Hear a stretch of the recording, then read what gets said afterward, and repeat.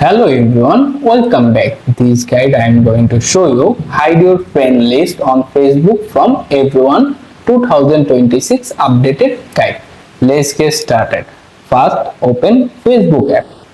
Then tap on the three-line hamburger menu icon at the top left corner. After that, scroll down a little, tap on settings and privacy. Then click on settings. Once you are in settings and privacy page, scroll down to the menu. Here you can find the audience and visibility section. Under the how people find and contact you, click on it.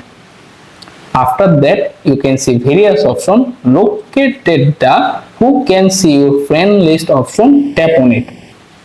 Here right now this option is set to public. This means your friend list say everyone. If you want to hide it, simply tap on see all button and see the all of these button appear. This time you can select only me option and confirm by tap on save.